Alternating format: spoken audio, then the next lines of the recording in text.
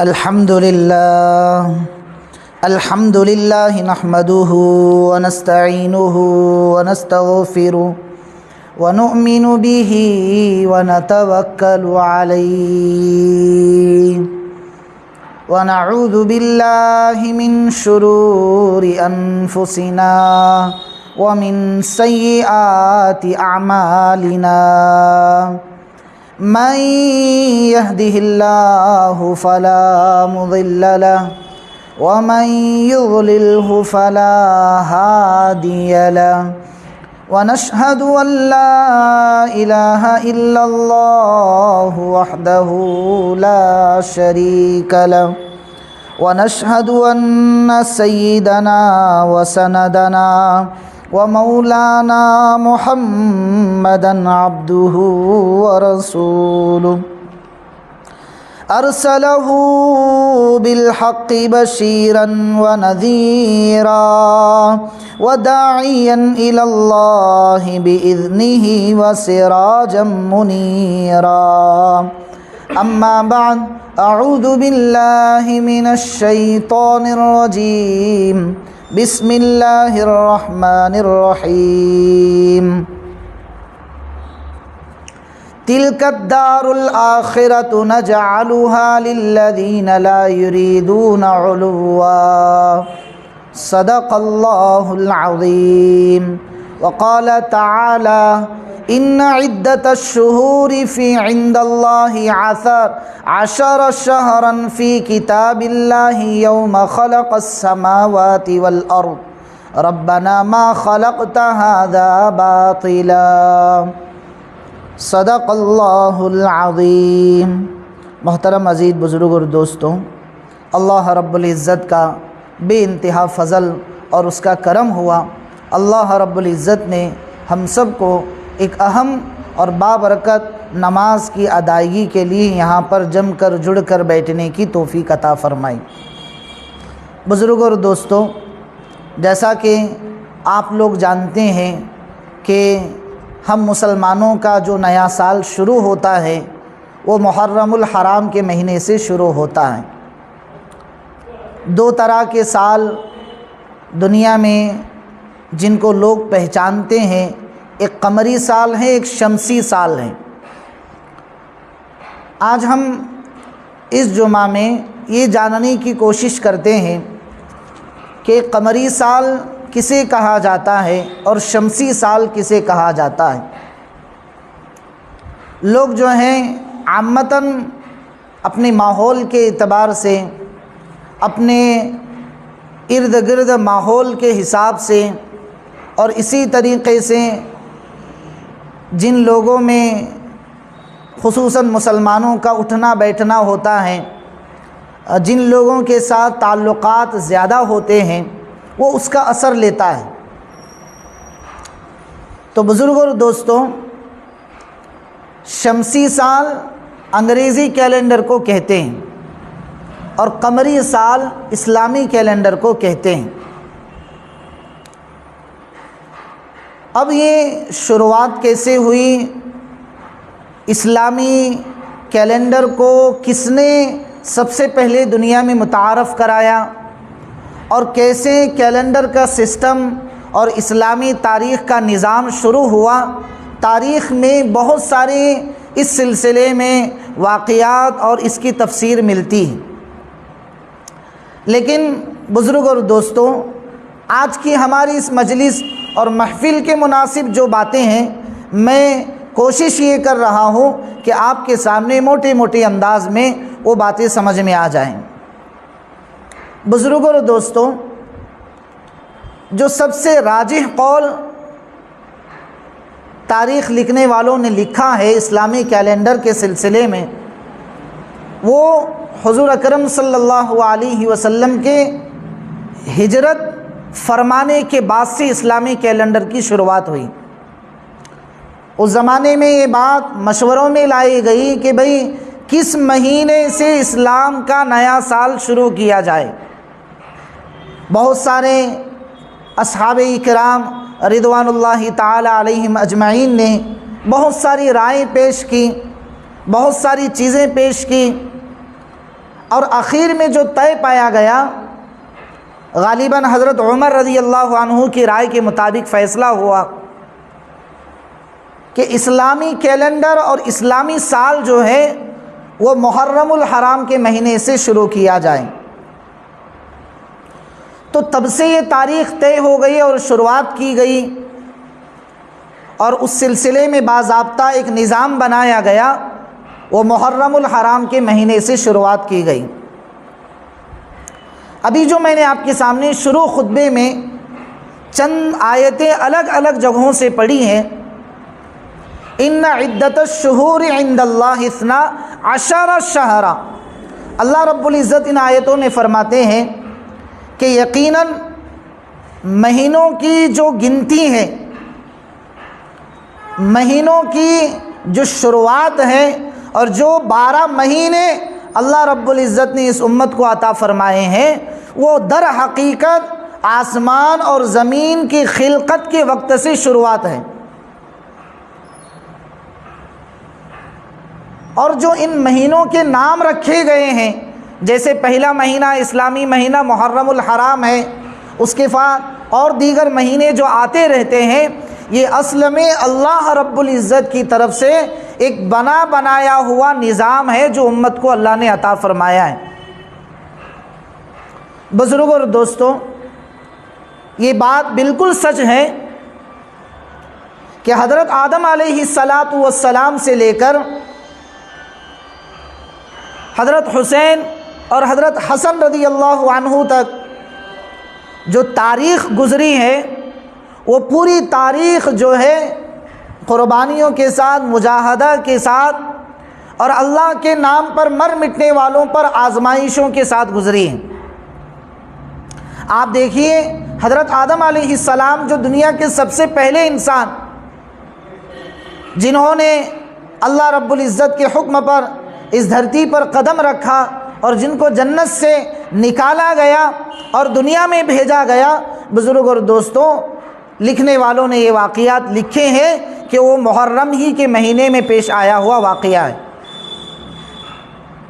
حضرت نوح علیہ السلام کی کشتی جب سمندر کے بھنور میں پھنسی، اور اس کے بعد جو طوفان نوح اس زمانے میں اللہ رب العزت کی طرف سے نوح علیہ السلام کی قوم پر آیا، اس بستی پر آیا، تو ایسا خطرناک طوفان تھا کہ ہر جگہ بارش ہی بارش تھی، زمین بھی بارش اگل رہی، پانی اگل رہی، آسمان بھی اوپر سے پانی برسا رہا ہے، اور چاروں طرف سے پوری دنیا میں پانی ہی پانی ہو گیا۔ یہ اللہ کا ایک قہر تھا، اللہ کا عذاب تھا۔ اللہ رب العزت نے حضرت نوح علیہ السلام کو جو کشتی بنانے کا حکم دیا، اور اس کشتی کے بننے کے بعد اس میں جو گنے چنے افراد، گنے چنے جانور اور گنے چنے لوگ جو حضرت نوح علیہ السلام پر ایمان لا چکے تھے، ان کو لے کر سوار ہونے کا حکم دیا گیا، تو وہ جو کشتی چلتی رہی اور جا کر جس منزل پر رکی، جس کو جودی پہاڑ کہا جاتا ہے، وہ رکنے کا دن بھی محرم الحرام کے مہینے ہی میں ہوا ہے۔ اور غالباً 10 محرم الحرام یا پھر 9 محرم الحرام کو وہ حضرت نوح علیہ السلام کی کشتی جو ہے جودی پہاڑ کے پاس جا کر رک گئی۔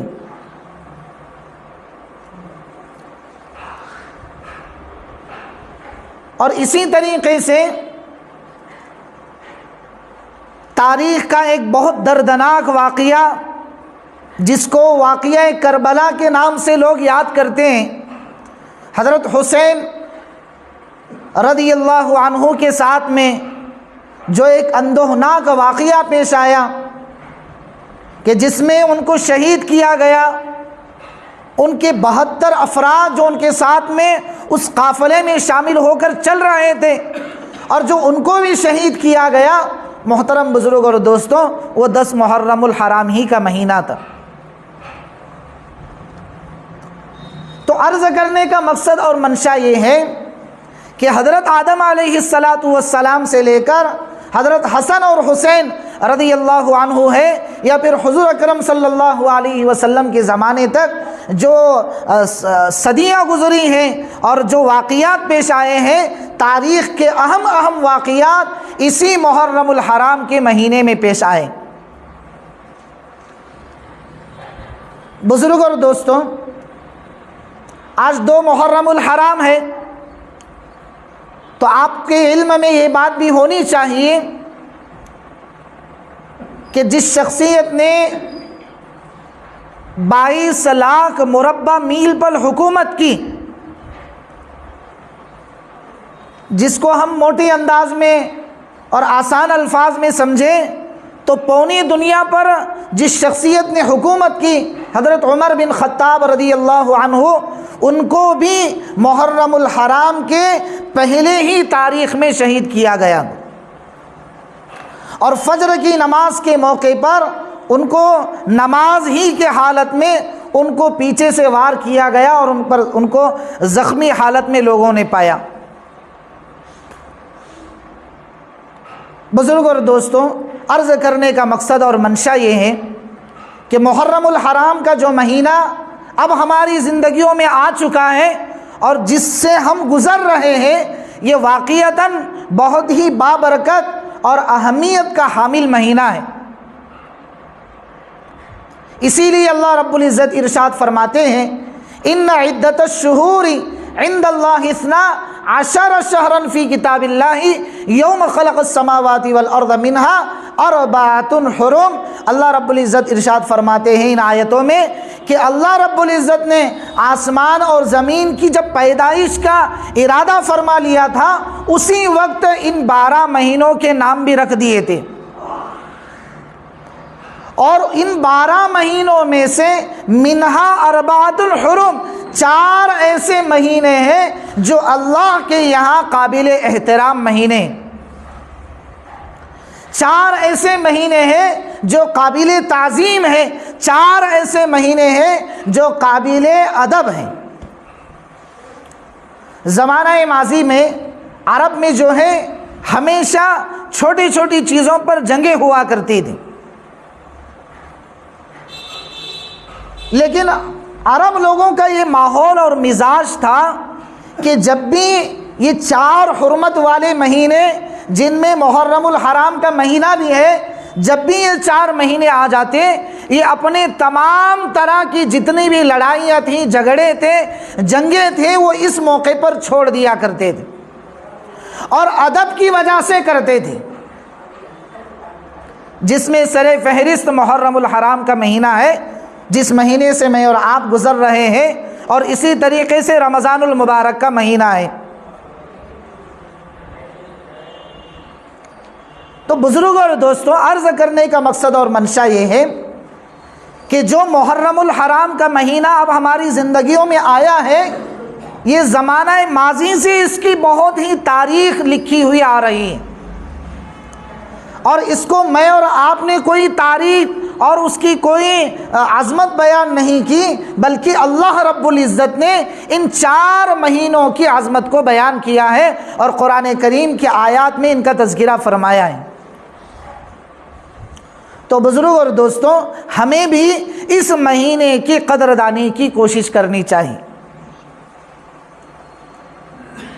جتنی اللہ نے ہمیں بساط دی ہے، جتنی طاقت اللہ نے ہمیں عطا فرمائی ہے، اس کو ہم استعمال میں لائیں، اور جو وقت ہمارا فضول چیزوں میں استعمال ہوتا ہے، فضول گفتگو میں استعمال ہوتا ہے، وہ ہم اس محرم الحرام کے بابرکت مہینے میں اعمال حسنہ کے کرنے میں کوشش کرنی چاہیے۔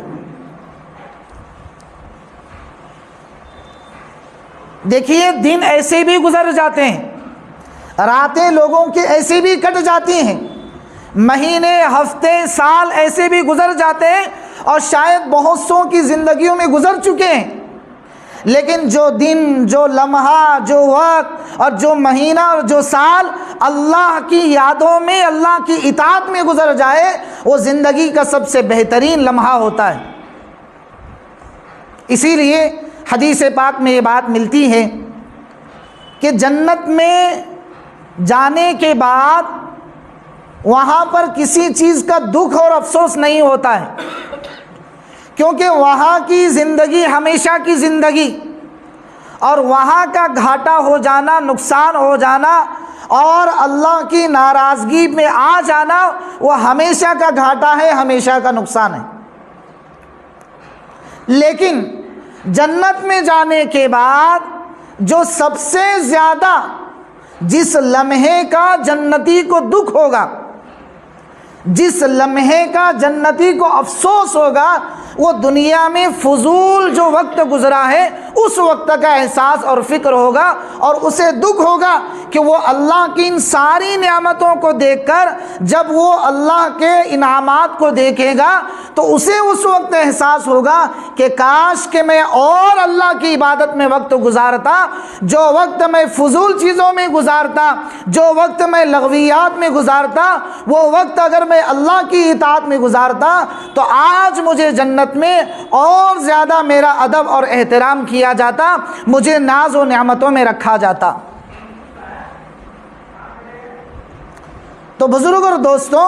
یہ محرم الحرام کا جو مہینہ جس کی آج دوسری تاریخ ہے، یہ اتنا اہم اور قابل تعظیم مہینہ ہے۔ اللہ رب العزت نے جن 4 مہینوں کو مستثنیٰ کیا، یعنی سال کے 12 مہینے ہوتے ہیں، ان 12 مہینوں میں جو 4 مہینے اللہ رب العزت نے الگ رکھے ہیں، وہ اس لیے الگ رکھے ہیں اور اس لیے ان کی تعظیم اور ان کا احترام امت کو بتلایا گیا ہے۔ وجہ اس کی یہ ہے کہ ان 4 مہینوں میں بہت ہی تاریخ کے اہم واقعات پیش آئے ہیں، اور خصوصاً محرم الحرام کے مہینے میں، جیسا میں نے شروع میں آپ کے سامنے رکھا ہے کہ حضرت آدم علیہ السلام سے لے کر حضور اکرم صلی اللہ علیہ وسلم تک جتنے تاریخ کے اہم واقعات پیش آئے ہیں وہ محرم الحرام کے مہینے میں پیش آئے ہیں۔ تو بزرگ اور دوستوں، ہمیں بھی اس مہینے کی قدر کرنی چاہیے، جتنا ہو سکے اعمال حسنہ میں اور اچھے کاموں میں ہمارا وقت لگنا چاہیے، اس لیے کہ یہ بات طے ہے کہ جتنے قابل تعظیم اور ادب اور احترام کے مہینے ہوتے ہیں، اور جو اس میں ایک نیکی پر اللہ تبارک و تعالی 700 گنا اجر ملا کر بندے کو عطا فرماتے ہیں، اس کا سائیڈ ایفیکٹ بھی یہ ہوتا ہے کہ آدمی اگر جان بوجھ کر ان مہینوں میں گناہ کرتا ہے تو اس کا وبال اور اس کا گناہ بھی بہت زیادہ ہوتا ہے۔ اس لیے عزیز بزرگ اور دوستوں،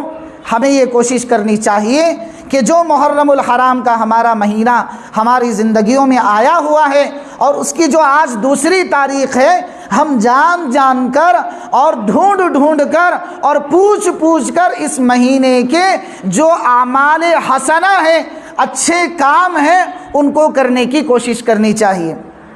اللہ کے نبی صلی اللہ علیہ وسلم ہمیشہ ان کا یہ معمول تھا، اور زندگی کے آخری لمحات تک حضور اکرم صلی اللہ علیہ وسلم نے اس کا اہتمام فرمایا کہ وہ محرم الحرام کے مہینے میں 10 تاریخ کا روزہ رکھا کرتے تھے۔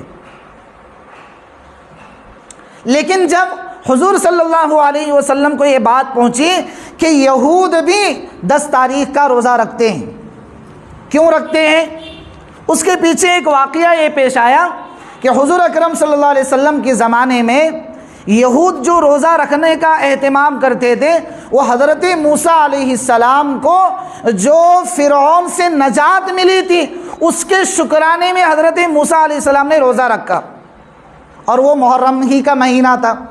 اب یہودیوں نے دیکھا کہ جب ہم جسے مانتے ہیں، ہم جسے اپنا پیغمبر سمجھتے ہیں، وہ بھی اس مہینے وہ روزہ رکھتے ہیں، تو ان کی دیکھا دیکھی ان کے نقل کرتے ہوئے وہ بھی 10 محرم کو روزہ رکھتے تھے۔ جب حضور کو یہ بات پہنچی تو آپ نے فرمایا خالف الیہود، یہودیوں کی مخالفت کرو، اس لیے تم صرف 10ویں کا روزہ مت رکھو، 10 کے ساتھ میں 9 ملا لو یا پھر 10 کے ساتھ میں 11 ملا لو، تم دو روزے رکھو۔ تو بزرگ اور دوستوں، ہمیں یہ کوشش کرنی چاہیے کہ 10 محرم کے ساتھ 9 محرم کا بھی رکھ لیں، یا پھر اگر کسی کو وقت نہیں ملتا ہے یا پھر کچھ کام کاج میں مشغول رہتے ہیں تو 10 کے ساتھ میں 11 رکھ لیں، ایک روزہ نہ رکھیں، یہ یہودیوں کی نقل ہے۔ اب یہاں ایک بات ہم سمجھ لیں کہ جو نبی عبادت کے معاملے میں غیروں کی مشابہت کو منع کر رہے ہیں، آج ہم اس نبی کے بات کی کتنا تعظیم اور ادب کرتے ہیں، آپ سوچ لیں۔ جب عبادت میں مشابہت کو شریعت منع کر رہی ہے، اور آج ہمارے نوجوانوں کے ہیئر اسٹائل دیکھیں، ان کے کپڑوں کا ڈیزائن دیکھیں، اور اسی طریقے سے اور پینٹ کا سسٹم دیکھیں، اسی طریقے سے داڑھی کا سسٹم دیکھیں، اور اسی طریقے سے کپڑوں کا نظام دیکھیں، بزرگ اور دوستوں، یہ 100% ہمیں اس کا بائیکاٹ کرنے کی ضرورت ہے کہ جب ہمیں عبادت کے اندر مشابہت کو منع کیا گیا تو پھر بدرجہ اولا ہمارے لیے یہ ہے کہ ہم حضور اکرم صلی اللہ علیہ وسلم کی سنتوں پر عمل کرنے کی فکر کریں۔ اللہ کے نبی صلی اللہ علیہ وسلم کو 4 چیزیں بہت پسند تھیں۔ کتنی چیزیں؟ 4 چیزیں بہت پسند تھیں۔ ان میں سب سے پہلی چیز ہے عاشوراء کے روزے حضور اکرم صلی اللہ علیہ وسلم پابندی سے رکھا کرتے تھے۔ عاشوراء کے معنی آتے ہیں 10۔ محرم الحرام کی جو 10ویں تاریخ ہوتی ہے اس کو عاشوراء کہتے ہیں، یعنی 10 محرم الحرام۔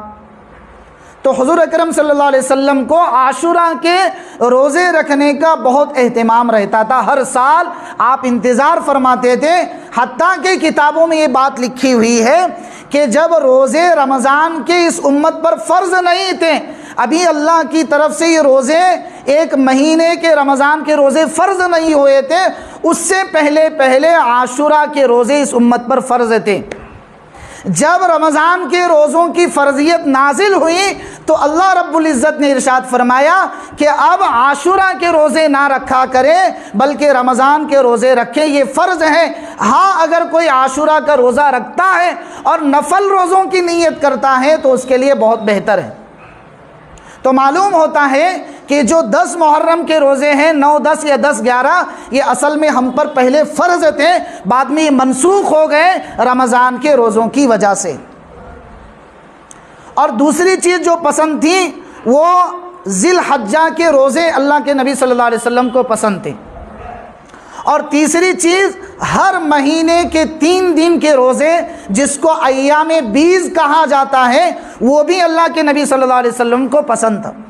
اور چوتھی چیز فجر سے پہلے فجر کی 2 رکعت سنتیں گھر میں پڑھ کر آنا، یہ اللہ کے نبی صلی اللہ علیہ وسلم کو بہت محبوب تھا۔ میں ایک لفظ اس میں بڑھا چکا ہوں، گھر میں پڑھ کر آنا۔ فجر کی جو سنت گھر میں پڑھ کر آتا ہے 3 بہت بڑے انعامات سے اسے نوازا جاتا ہے۔ سب سے پہلی چیز، گھر میں سب سے پہلے اللہ کی طرف سے روزی ان لوگوں کو دی جاتی ہے جو لوگ گھر میں سنت پڑھتے ہیں۔ یہ جو لوگ ہم مساجد میں پڑھتے ہیں یہ ایمرجنسی ہے۔ کیا ہے بھائی؟ آپ نے یہ بات سنی ہوگی، گھر سے وضو کر کے آنا یہ کیا ہے؟ زیادہ ثواب رکھتا ہے بالمقابل مسجد میں وضو کرنے کے۔ آپ کہیں گے مسجد میں کیوں نظام کیا گیا؟ یہ ایمرجنسی ہے۔ اگر اچانک کسی کو وضو کی ضرورت پڑ گئی، یا پھر جن لوگوں کو استنجا بار بار آتا ہے کسی بیماری کی وجہ سے یا کس تقاضے کی وجہ سے، ایسے لوگوں کو، بعضے لوگوں کو پیٹ چلنے کی عادت ہوتی ہے، یعنی جن کی ہوا جو ہے زیادہ خارج ہوتی ہے بیماری کی وجہ سے، ایسے لوگوں کے لیے یہ ایمرجنسی رکھی گئی۔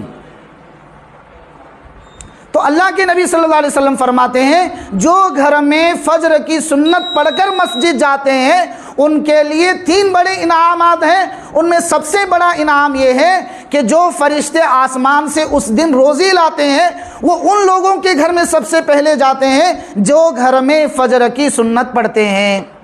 مسجد میں آ کر پڑھنے والوں کے لیے یہ ثواب نہیں، ہاں سنت پڑھنے کا ثواب الگ ہے لیکن گھر میں پڑھ کر آنے کی برکت الگ ہے۔ تو اس لیے ہمیں بھی اہتمام کرنا چاہیے کہ فجر کی سنتیں ہمیں ہمارے گھروں میں ادا کریں۔ اور دوسری چیز کیا ہے؟ عمر میں برکت اللہ دیتے ہیں۔ اور تیسری چیز کیا ہے؟ یہ اللہ کے نبی صلی اللہ علیہ وسلم کی پسند پر عمل کرنے کی وجہ سے اللہ تبارک و تعالی شہید کا ثواب اسے عطا فرماتے ہیں۔ تو اللہ تبارک و تعالی ہم سب کو عمل کی توفیق عطا فرمائے۔ یہ محرم الحرام کے مہینے کی کچھ موٹی موٹی فضیلتیں تھیں۔